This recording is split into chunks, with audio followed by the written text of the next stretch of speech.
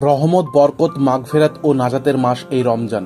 পবিত্র রমজান মাসে মুসলিমরা চেষ্টা করে সঠিকভাবে রোজা পালন করার, কিন্তু অনেকেই জানে না কি কি কারণে রোজা ভেঙে যায় বা নষ্ট হয়ে যায়। তাই যেসব কারণে রোজা ভেঙে যায় বা নষ্ট হয়ে যায় সেই সব কারণগুলি নিয়ে আজকের ভিডিওতে আমরা আলোচনা করব। তো চলুন জেনে নেওয়া যাক কি কি কারণে রোজা ভেঙে যায়।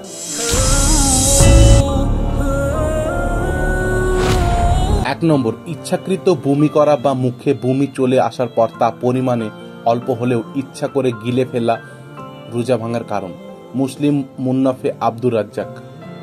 2 নম্বর, কোনো কারণে নাক দিয়ে রক্ত বের হয়ে গেলে মুখে চলে আসলে রোজা ভেঙে যাবে।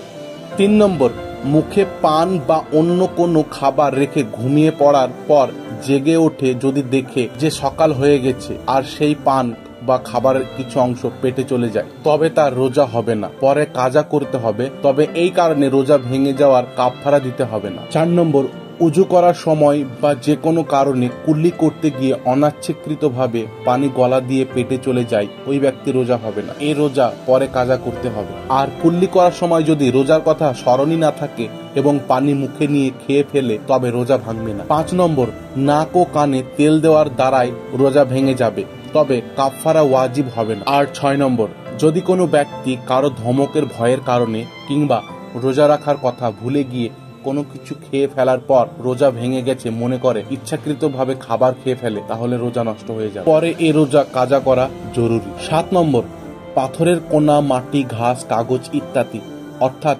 সাধারণত যা আহারযোগ্য নয় কিংবা যেসব খাবার মানুষের কোনো উপকারে আসে না, তা খেলেও রোজা ভেঙে যাবে, আর এই রোজা পরে কাজা করতে হবে। 8 নম্বর, দিনের বেলায় স্বামী স্ত্রী সহবাস করলে এই সহবাসে বীর্যপাত হোক আর নাই হোক, স্বামী স্ত্রী উভয়ের রোজা ভেঙে যাবে। আর এই 8 নম্বর স্বামী স্ত্রী সহবাস নিয়ে আমি একটি সম্পূর্ণ ভিডিও বানিয়েছি, যদি চান তাহলে আপনারা গিয়ে দেখতে পারেন, তার লিঙ্ক অবশ্যই আমি ডিসক্রিপশনে দিয়ে রাখবো।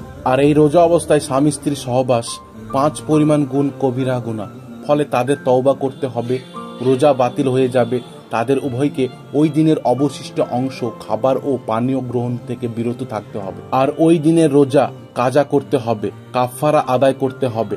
আর কাফারা হলো একধারে 2 মাস রোজা রাখা অথবা একজন গোলাম আজাদ করা কিংবা 60 জন মিসকিনকে একবেলা খাবার খাওয়াতে হবে। 9 নম্বর, সহবাস ছাড়া অন্য কোনো পন্থায় যৌন স্বাদ নেওয়ার জন্য বীর্যপাত ঘটালেও রোজা ভাঙবে। এমনকি যদি কোনো রোজাদার যৌন স্বাদ নেওয়ার জন্য স্পর্শকাতর কোনো যুবতী যৌবনা নারীর সঙ্গে সংস্পর্শে আসে, তাকে চুম্বন করে, জড়িয়ে ধরে অথবা হস্তমৈথুন করে ইত্যাদির মাধ্যমে বীর্যপাত ঘটায়, তবে তার রোজা ভেঙে যাবে। সবার জানা উচিত যে এই কর্মগুলি যেমনভাবে রোজার মাসে হারাম, তেমনভাবে অন্য সময়গুলোতেও হারাম। আর 10 নম্বর, উপকারী কিংবা অপকারী, কম কিংবা বেশি, হালাল কিংবা হারাম খাবার যাই হোক, তা দিনের বেলায় নাক মুখ দিয়ে গ্রহণ করলেই রোজা ভেঙে যাবে। কেননা আল্লাহ তাআলা বলেছেন, আর পানাহার করো যতক্ষণ না কালো রেখা থেকে ভোরের শুভ্র রেখা পরিষ্কারভাবে দেখা যায়। সূরা বাকারা আয়াত নম্বর 127। এছাড়াও বন্ধুরা কিছু কিছু কারণে রোজা ভেঙে যায়, যেমন 11 নম্বর হিসাবে যদি আমরা দেখি, রোজাদার যদি খাবারের বিকল্প উপায় হিসাবে রক্ত গ্রহণ, শক্তিবর্ধক স্যালাইন গ্রহণ, এমন এক ইনজেকশন যা আহারের কাজ করে অর্থাৎ গ্লুকোজ ইনজেকশন ইত্যাদি গ্রহণ করে, তবে রোজা ভেঙে যাবে। আরও যেমন আছে, কোন রোজাদার নারী যদি ইফতারের আগে মুহূর্ত পর্যন্ত হাইজ বা মাসিক হয়, তাহলে রোজা ভেঙে যাবে। আর রোজাদার ব্যক্তির শরীর বা দেহ থেকে দূষিত রক্ত বের করলে রোজা নষ্ট হবে কিনা তা নিয়ে অনেক মতপার্থক্য রয়েছে। তবে মূল কথা হলো, দিনের বেলায় রোজা থাকা অবস্থায় কোনো রোজাদারের জন্যই এ কাজ করা উত্তম হয় না। আবার যদি কোনো রোজাদার ব্যক্তি ফরজ থেকে নিয়ে মাগরিব পর্যন্ত বেহুশ থাকে, তবে তার রোজা শুদ্ধ হবে না, বরং তাকে ওই দিনের রোজা পরে কাজা করতে হবে।